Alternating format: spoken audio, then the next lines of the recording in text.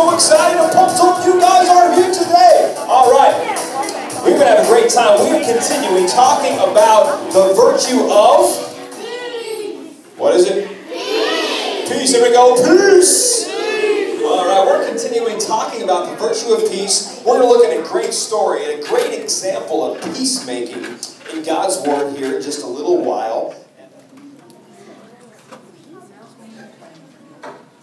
Hey friends! How's everybody doing today? Doing good? Alright, it's good to see everybody. Alright, you guys remember me? My name is Johnny Flynn. I am a world famous chef. I'm sure you guys all know that already. You probably all watch my television show after school every day. Listen, I am super excited to be with you guys again today. We are going to have an awesome time. We got some really cool things. Hello, little girl. You watch my TV show? Yeah. Yeah, awesome. We got some really cool things in store for you guys today. But first, before we get started with today's competition, let's have a little review, all right? Let me just check out first awesome thing for the day. Let's just review. Who remembers what this month's life application word is? What's the virtue of the month? Does anybody remember? Raise your hand if you remember. Anybody? Anyone?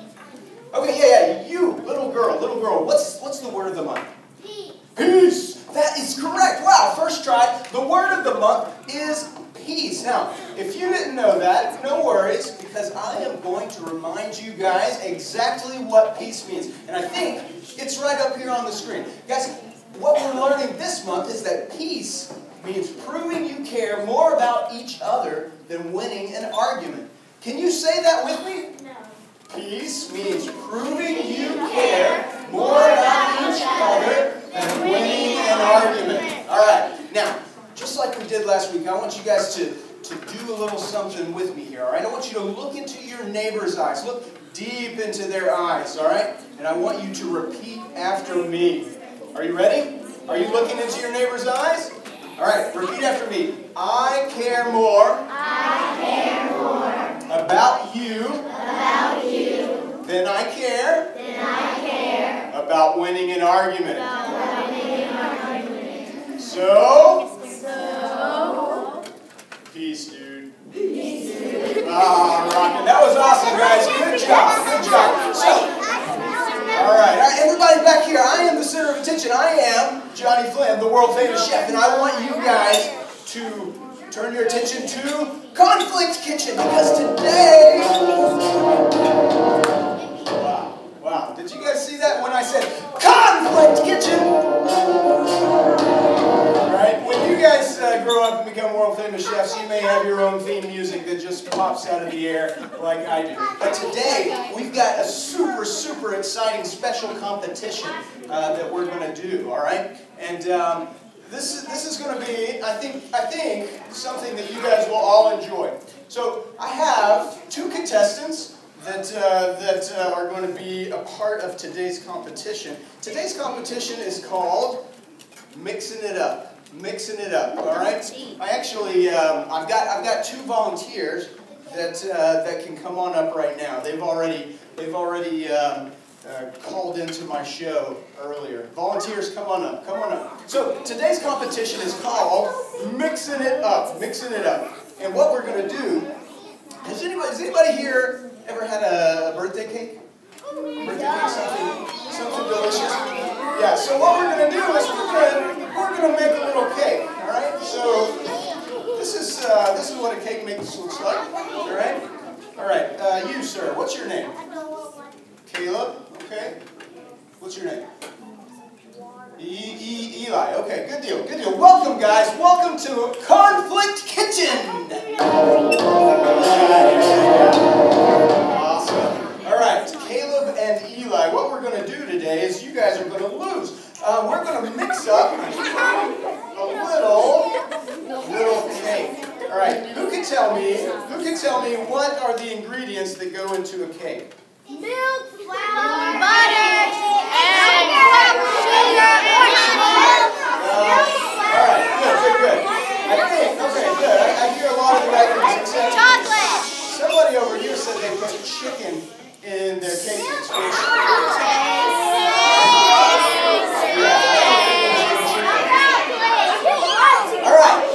all right, guys, this is going to be awesome. So you guys are right. We have the flour, the sugar, we have the cake mix. It's a powder. There's some water, some oil, and eggs. Okay, those are the ingredients. Okay, so everybody see. So here's the competition. Mixing it up. Okay, we've got our cake mix here, right? We've got some oil. We've got an egg, right? All right. Here's what we're going to do. Caleb, Eli, you guys are going to race me to combine your ingredients into your mixing bowl, okay? And then I need you to mix it up. And whoever can mix it up the best, the quickest, wins, all right? This is what we're going to use to mix up our cake mix, okay? You guys know how to use a stirring straw? Yes? Ready? Okay. Now, I have to warn you guys, back in culinary school, they called me Sir Mix-a-Lot. I am quite possibly the world's greatest mixer, which you're not surprised, I'm sure, but you're going to lose, all right? Are you guys ready? You understand the rules?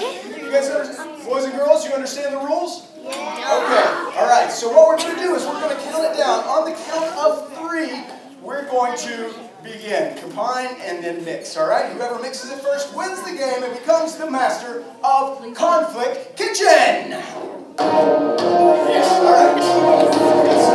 All right, we're going to count it down to 3. Are you ready? 1, 2, 3, go!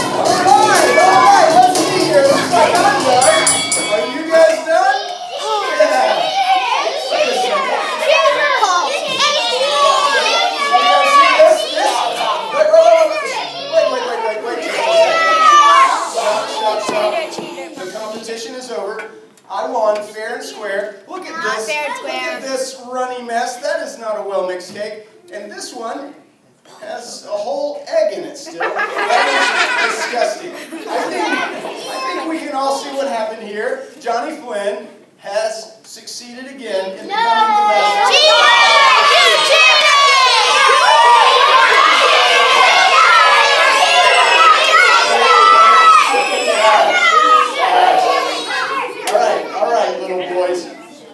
I think you guys need to grow up a little bit before you come back to a man's kitchen. Go ahead, have a seat. Have a seat. Go sit back down. All right, listen, guys. Go ahead and have a seat, Eli. Thank you very much. Listen, guys. That was intense, right? That was nail biting. That was heart thumping, sort of mama slapping, good time, fun. But you cheated. I did not cheat. I won that fair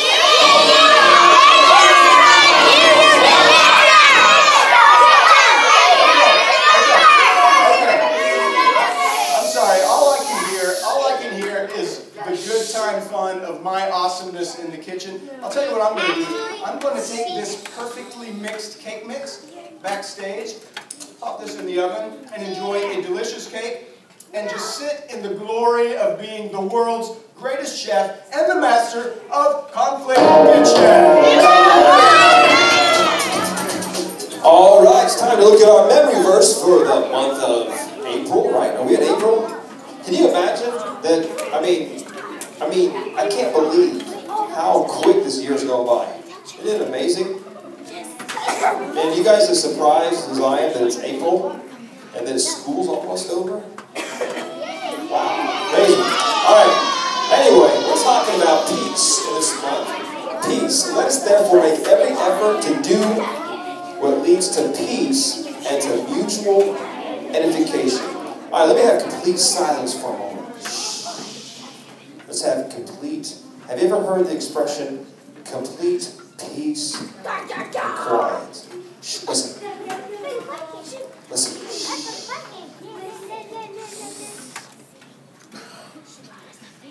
Shh. The memory verse for this month. Talk about peace. Let us. Wait, did someone say lettuce? Say lettuce? I saw him napping, and I was trying not to wake him up. I knew this was going to happen. I had like 3 cups. Yeah, lettuce. Lettuce there. What did you say? I had like 3 cups of coffee.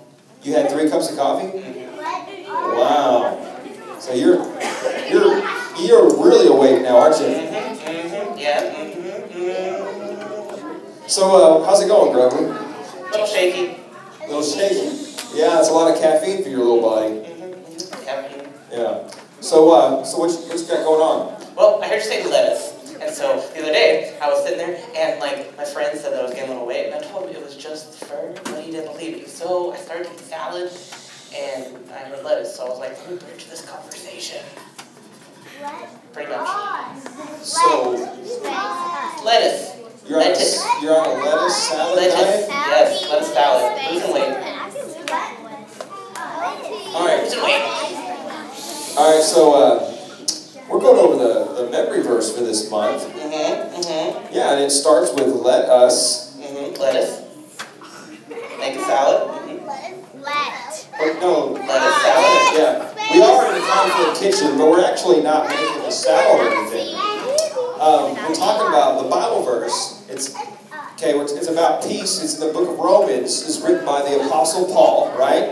Sure. Chapter 14, verse 19. It starts with let us. Lettuce. Yes. Lettuce. Like salad.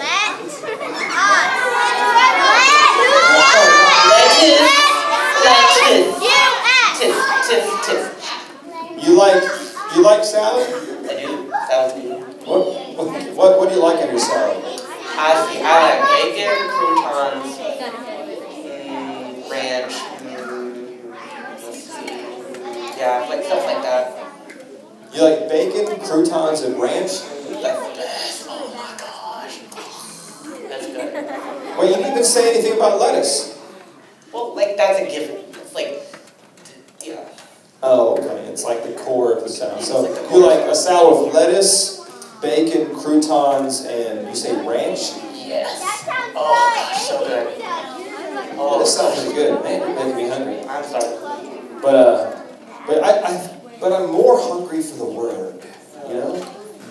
Yeah. Romans chapter 14, verse 19 says, let us therefore make a salad.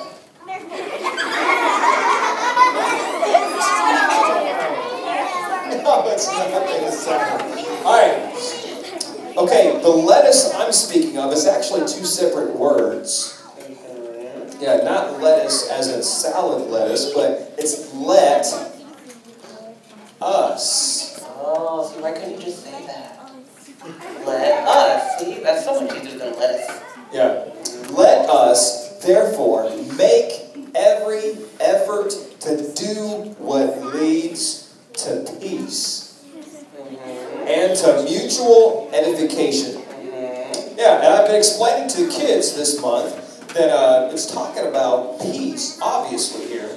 And it says we're supposed to make every effort to do what leads to peace and to mutual edification. So every effort, that means all the time, no matter what's going on in our lives, whether someone's talking about us or maybe they cut in front of us, it's an opportunity. See, we can look at it as an opportunity to get mad and get even, which never amounts to anything good in life. It just gets you in trouble. Or you can use it as an opportunity to do what leads to peace. All right? So, you mean like that Johnny Faye guy? He was just like not doing peace stuff because he was cheating.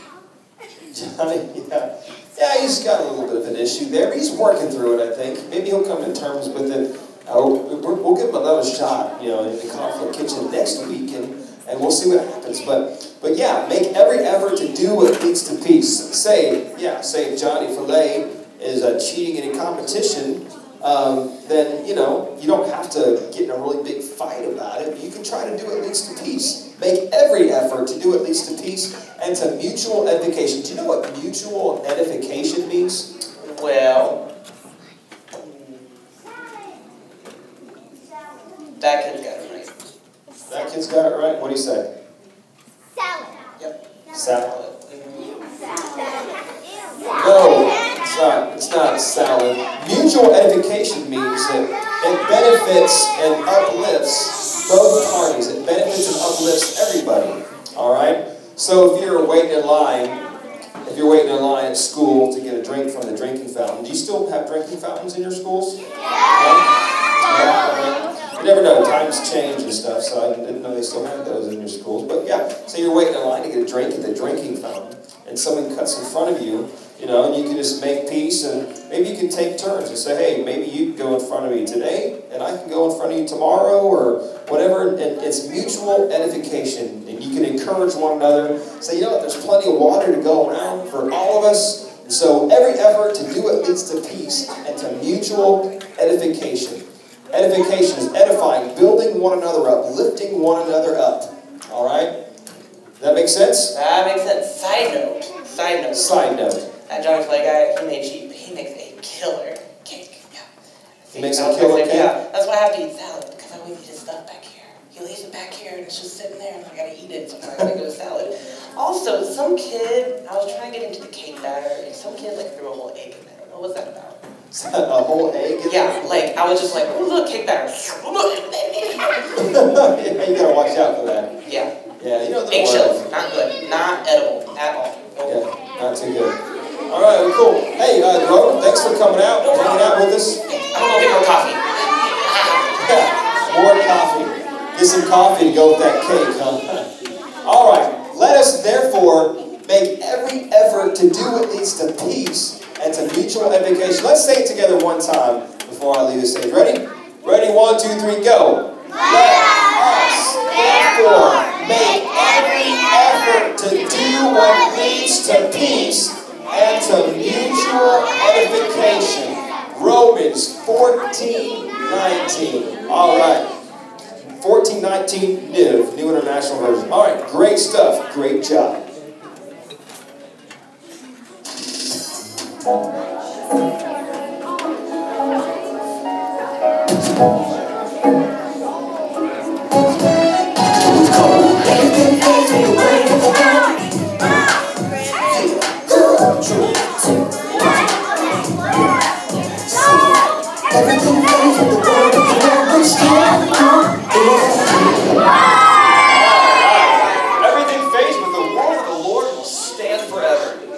Hey, awesome worship, you guys. I love hearing you guys singing about how you're counting on God. We prayed to God, told Him about what's going on in our lives, and then we sang to Him, hey, I'm counting on you, God. We can always count on God. Awesome stuff. Hey, today's Bible story has a lot to do with what? Peace. It comes to us from the book of Genesis. Everybody say, Genesis! Genesis! It's the first book of the Bible, and there's a lot of beginnings that happens in the book of Genesis. Now, how many of you guys have a brother or sister? Don't say it, just raise your hand. A brother or a sister? Okay. Now, okay, good. How many of you guys have ever gotten in a little argument with your brother or sister? Yes. Okay, put your hands down. How many of you guys have ever gotten just a drag down, knockout fight with a brother or sister? Yeah. And, all right, put your hands down. I know I have. I'm the oldest of 4 boys and a little girl. Now, my little sister, we didn't really fight each other that much. I mean, she was only like 7 years old when I moved out here to go to college. But I did shoot her with BB guns a few times in the right.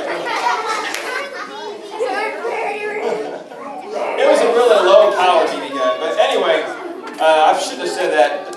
Erase that, guys, from your minds. Don't ever shoot your baby sister. All right, okay, so me and my brothers, though, man, we would get in some knockdown, drag-out fights, I tell you.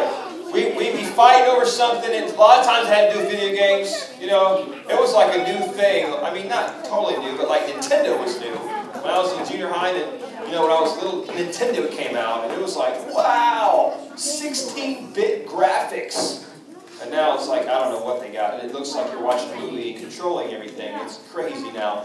But, we had the Atari, and it was pretty cool. We played Atari games. But then Nintendo came out, and it was awesome. We had the little controllers, and we're doing Mario and everything. And or we do the boxing, Mike Tyson's Punch-Out. We're punching.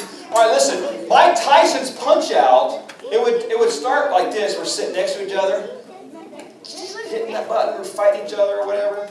or maybe it was some other punching game, I don't know, but we're fighting each other, and guess what?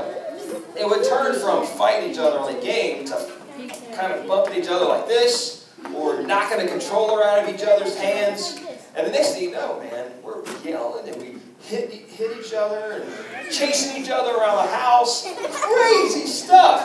But guess what? We may have said this one time or another, I want to kill you! We may have said that, but you know what? We never actually wanted to kill each other. I mean, we never actually tried or attempted to kill each other. We got a few fights when we made up. You know, we were boys. It was part of our bonding experience, right? But let me tell you what. There's actually, listen, there's a very good family that loved God, served God. They were like God's chosen family in the Bible, all right? And there's these two brothers. Man, they did some mean stuff to each other. Man. And one of them actually wanted to kill the other brother. And it was such a real threat that the younger brother, man, he packed up and left and moved away for a while. I mean, it was that crazy. Can you imagine? I mean, there's a brother named Esau and a brother named Jacob. Now these two guys, they had some struggling in their family, I tell you what. Now, Esau was the oldest brother, so he would get the birthright, all right? Means he would get a lot of land and more cattle and all that kind of stuff, because he was the oldest, the eldest of the family. He'd get the birthright. But Jacob, man, he tricked him. Esau came in hungry after hunting. Remember we told a story a couple weeks ago? Came in hungry after hunting, and he's like, what's a birthright to me? And Jacob said, hey, I'll give you some of the stew I'm cooking, you know, for the birthright. So they did a swap. Esau ate the food. He lost his birthright. Jacob got the birthright. Man, then there was this blessing that the father was supposed to bless the oldest son before we parted. And guess what? Jacob tricked the dad, who's half blind. He tricked his dad, and he got the blessing that his older brother Esau was supposed to get. Can you believe it? You know, and so Esau wanted to kill his brother Jacob. And it's not just, I'm going to kill you, and just you punch him one time and done. No, he wouldn't have wanted done. He really wanted to kill him. I mean, it was crazy. He's so mad. So, guess what happened? You think he killed him? No. All right, well, I'm going to need some help. Let me get my two actors. Come on up here, guys. And they're going to help me tell this story, find out what happened. Let me find, I have a little box here. All right, now I told you Esau was the oldest. Who's the oldest here? Who's Esau? All right, here, go ahead and put that on.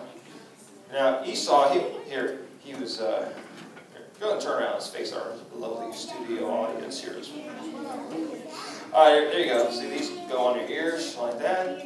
And there you go. Awesome. Now, Esau was hairy, so you got a hairy beard there for Esau. And now I told you that Jacob, you know, he got scared because his big brother wanted to kill him, saying, I want to kill you. Okay. Joe's church. All right. Okay. Now Jacob, he got scared, ran off, and so there you go. There's your little ride. They didn't have a cab or service, anything back then. All right. So now let's spread you guys apart because you know he's wanting to kill you. All right. All right. So Jacob took off, and he had his family and his possessions, his cattle. There's a little lamb to symbolize that. All right, now this guy, he was really, really angry. Let's show him what angry looks like.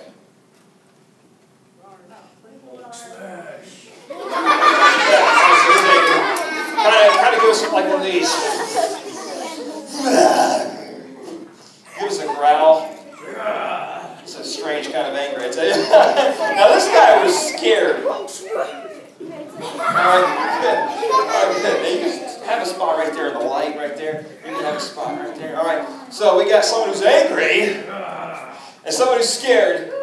Zoinks! Alright, so we got angry and scared. So there's all kinds of emotions going on in this story. Now Jacob, you know, Mom actually encouraged him to, you know, head out because Esau was really mad. And Jacob was a mama's boy. He hung around the tents and, and helped out with stuff around the home. And Esau was always out hunting. He smelled funny. Smelled like the field and everything. So anyway, they parted ways for a while because Esau was really angry with Jacob. And he had a right to be angry because he got the birthright. And then he deceitfully stole the blessing. It's like, man, can you believe that? Wouldn't you be upset? Yeah, you'd be upset. Yeah, you'd be upset. You'd be tore up. So he's angry. He's kind of scared. And they parted ways for a while. Now listen to this. Now we get to a point in the story where Jacob's been living away from the family. And we get to a point in the story. Come on over there this way. A little closer. Right about that. That's right. That's good right there. Okay, you right there? Come on a little bit. Right there. All right, there we go. Now we get to this point in the story to where God instructs Jacob to head back home. All right? Now, can you imagine? Yeah, he could be like, whoa, God, I mean, are you serious? So my brothers want to kill me and stuff. And so Jacob, he gets all of his belongings and his family, and we're signifying all that with this little lamb. That's his family and belongings there. He gets it all, and he starts heading back home. Knowing that, he doesn't know whether Esau's going to kill him or not. But so he gets about halfway there, and we'll go ahead and put you. Maybe that's about halfway or something. All right. So he gets about halfway there, and he decides, you know what? I better send some messengers up ahead. That way they can kind of, maybe break the ice or see what's going to happen. So messengers go up, and they find out. And Esau, he's coming out, to greet his brother, and they don't know what's going to happen. And so the messengers, they go to talk, and hey, how you doing, Esau? Jacob's coming, and things are going to be okay. And so Jacob starts heading out this way, and Esau starts heading out this way. Esau has 400 men he's bringing with him. So the messengers come back. Come on over. The messengers come back and say, yeah, he's coming. He's got 400 men with him. So, whoa. All right, now that sounds like a little small army, right? So, what do you think Jacob's thinking right now? He's going to come wipe me out of my family with his 400 men. Yeah, that's pretty scary. And so he's coming, and he's kind of scared. He's the messengers. He's talking with them and trying to figure out what he's going to do. And so he decides. Now Jacob does something very wise at this point. He decides to pray. It's a good idea, right? So he prays. Go ahead and pray. Okay, so he's over there praying, and he's just wrestling in the presence of God and praying and trying to figure out what to do. And so he gets done praying, and he decides, I'm going to send a gift ahead, and maybe the gift it'll appease, my angry brother, and maybe he'll welcome me. I don't know. And so he decides to send a gift, and so he sends some cattle, all right? Messengers come back up, and they go, here's a gift from your brother Jacob, and so accept this gift. And so now you guys might be thinking, wait a minute, cow or a lamb, animals? That's not a great gift. I mean, come on, really? I mean, but they were really expensive back then. What would be an amazing gift for you? Xbox?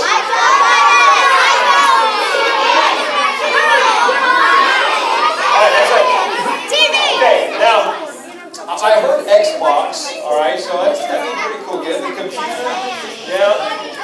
Now, okay, so imagine getting 50 or 100 of whatever that perfect gift is. Imagine getting 50 or 100 of them. It'd be like, whoa, that'd be cool, right? Now, that would have been kind of like what's happening here, all right? Because sheep and animals, they were very valuable to them at their time. That would have been a great gift. They didn't have Xboxes back then. I'm sure if they had them, they probably would have played them. I don't know. But so anyway, it was a very, very good gift, all right? So anyway, he sends on the gift, and he decides to come and meet his older brother, Esau, who's been very, very, very angry with him for a long time, threatened to kill him. So they finally get together. Right, time out. I'm kind of nervous at this point because, I mean, he looks pretty big and strong, doesn't he? No. There's 400 men, and say Esau is 400 men, and then we got Jacob, And he's got, you know, a mixture of women and children and a bunch of animals. I don't know if they're ready for a fight. So, what do you think will happen once they meet? Raise your hand. What do you think? What? They'll forgive each other? What do you think? They'll be nice? Now, let me tell you, Jacob stole his birthright, and he stole the blessing by being manipulative and deceitful. And Esau was like, man, I'm going to kill you. When that happened, when he stole the blessing, Esau wept out loud. He's like, Father, do you have any more blessing for me? And it was a horrible, dramatic experience. So, you think they're just going to be like, yeah, it's cool. You think? Yeah. No. Yes. Or do you think they're going to fight it out? All right, we'll see what happens.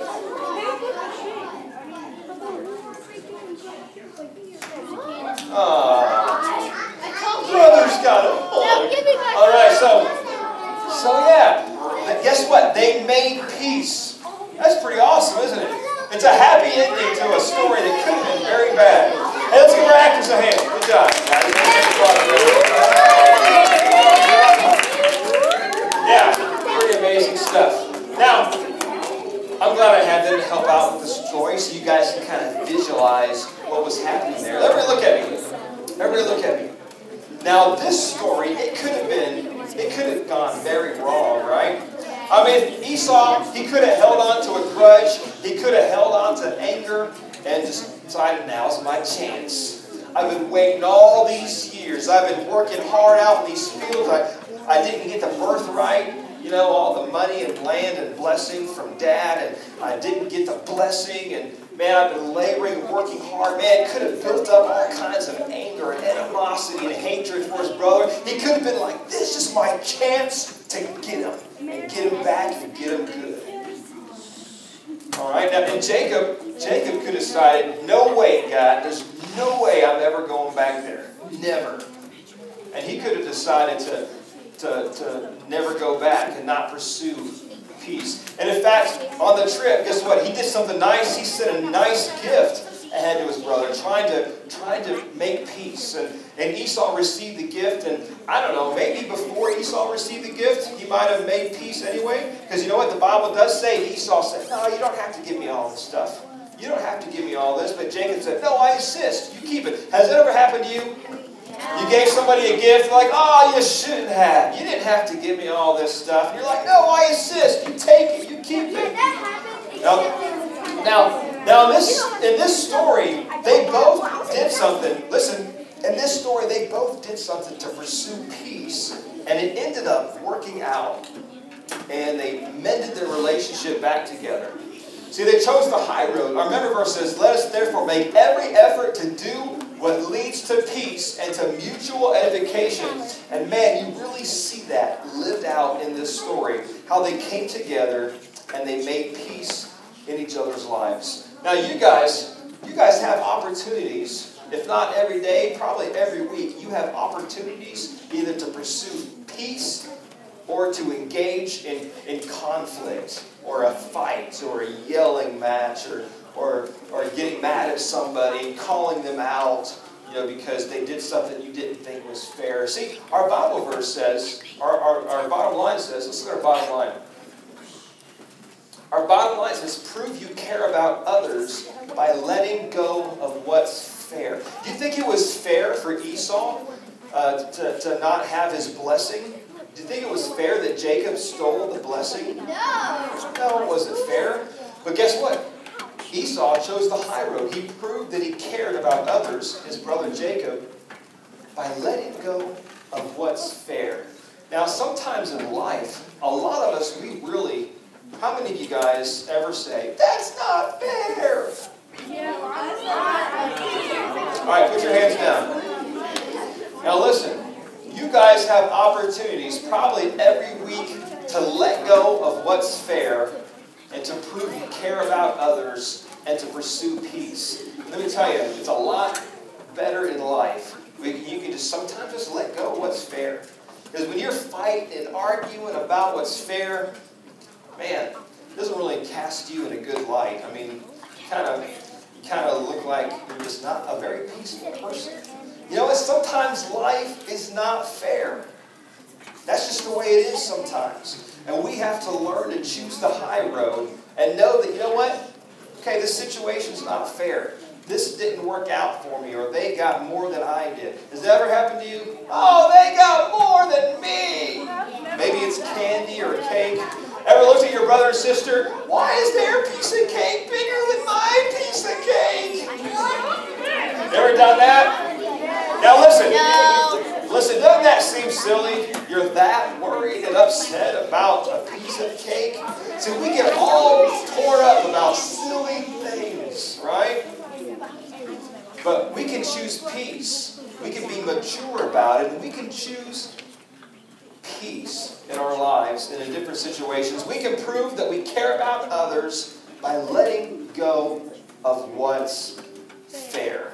Choose the high road, just like Esau did. He let go of what was fair, and he chose peace with his brother. Let's bow our heads for prayer this morning. Lord Jesus, we thank you, Lord, for this opportunity to gather in your house.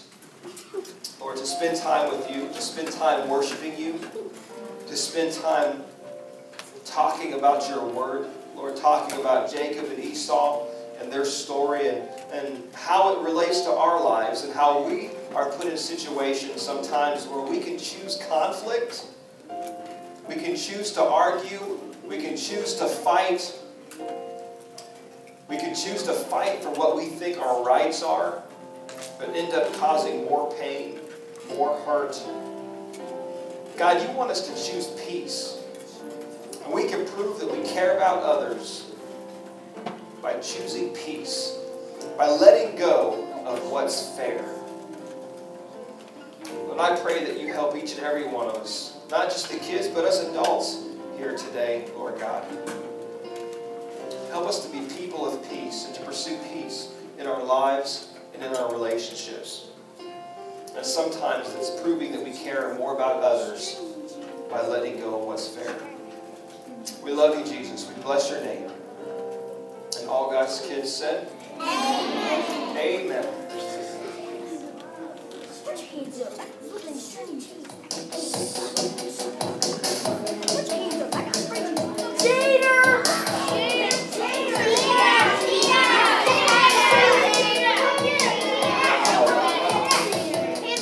All right. Hey, guys. Wow, that was a great story, right? About Jacob and Esau. And it really got me thinking, you know, how Jacob cheated his brother out of his birthright, and Esau he let it go. That was really beautiful. Really, it got me thinking. And you know what, Caleb and Eli, do you guys mind just coming up here real quick? While they're coming up, guys, I have a little confession that I need to make. Yeah, right here, guys. Listen, some of you guys may already know this, but earlier in the competition, I cheated. I cheated again. I know. Listen, it's a little bit crazy, and it's just when I get up here and when I get into Conflict Kitchen, I just get crazy. I want to win so bad, and sometimes I do the wrong thing. So, Eli, Caleb, I did it. I cheated, but will you guys forgive me? No. You forgive me, Caleb? That's really big of you. Listen, I appreciate that. Listen, you guys played fair and square, and you know, I think it's only fair that we declare Caleb and Eli the winners of the competition today. All right, let's give them a hand. You guys go ahead and have a seat. All right, go ahead and have a seat, guys. Thank you, guys. So, wow, listen, that's really big. It reminds me a lot of Esau in our story today, right? He got cheated, and he still was big enough to do the right thing. And that's our bottom line today, right, guys? Can we put that back up on the screen, Miss Paula? The bottom line for today is to prove you care about others by letting go of what's fair, choosing the path of peace, even when we feel like, you know what, that just wasn't fair. They did me wrong, but still choosing to to do the right thing and to take the path of peace. You guys really, you did the right thing. At least you did, Caleb. Eli, you need to think about this bottom line a little bit, I think. All right, so listen, guys, take that message with you this week, all right? Take it with you, and we all face these types of situations every day, right? Your brother, your sister, they may get some special treat, and you just feel like, wow, that's not fair. Or maybe a friend invites others to their birthday party, and you don't get the invitation, right? And it's just not fair, but we can choose to take the path of peace. We can choose to let go of what's fair and to take the path of peace. All right? Listen, guys, we're going to have a great time. We'll meet here again in Conflict Kitchen next week. But listen, tonight, come on out to Focus, and we'll talk a little bit more about peace. I'm looking forward to seeing you guys again next week, and I'm going to do my best to take the lessons I've learned and to put them into practice next time. All right? Thanks a lot. All right. Thanks, Johnny Flay. All right. I'm so glad that he came out and, he admitted that, he's struggling with that. And at least Caleb offered forgiveness, chose the high road, proved he cared more about him than fighting for what's fair. And you guys will have opportunities to do that too in your life. I guarantee it. Probably this week, you will have opportunities to prove to others that you care more about them, that you care more about others than fighting for what's fair. All right? Hey, look at it this way. What communicates that you care more about others? All right? What communicates that you care more about? Like, say, come on up here, Paul.